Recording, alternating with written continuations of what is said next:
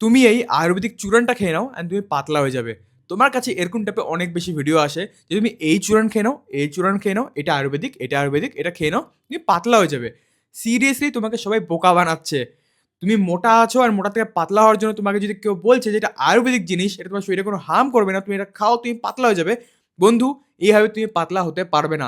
পাতলা হওয়ার একটা ছোট্ট সায়েন্স আছে। সেই সায়েন্সটা তুমি যদি বুঝে যাও, তাহলে তুমি ইজিলি নিজের ওয়েট, নিজের মোটাপা কম করতে পারবে। সাপোজ তুমি ধরে নাও তুমি ডেইলি বেসিসে 2500 ক্যালোরি খেতে অ্যান্ড তুমি এখন চাচ্ছ পাতলা হতে। তো তোমার মেইনটেন্যান্স ক্যালোরি এখন কত? 2500 ক্যালোরি।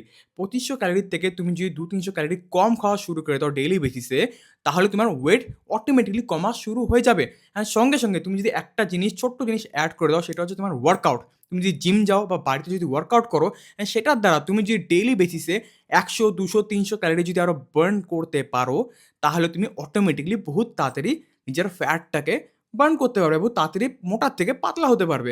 অ্যান্ড এটার মধ্যে না তোমার কোনো চূড়ান খেতে লাগবে, না তোমার কোনো আয়ুর্বেদিক প্রোডাক্ট খেতে লাগবে। সিম্পল ডায়েট নিজের মেনটেন করো। তুমি খাচ্ছ, ভালো কথা, তুমি খাচ্ছ, বাট খাওয়াটাকে মেনটেন করো। যতটা খাচ্ছ শুধু মেপে খাও অ্যান্ড সঙ্গে, সঙ্গে একটু ওয়ার্কআউট অ্যাড করে দাও।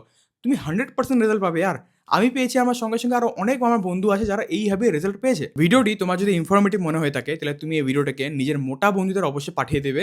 বিকজ এই ভিডিওর দ্বারা সে কোনো চূড়ান টুরান খাবে না। সে লিটারালি নিজের ডায়েটকে মেনটেন করবে অ্যান্ড সঙ্গে, সঙ্গে নিজের ওয়ার্কআউটটাকে মেনটেন করবে।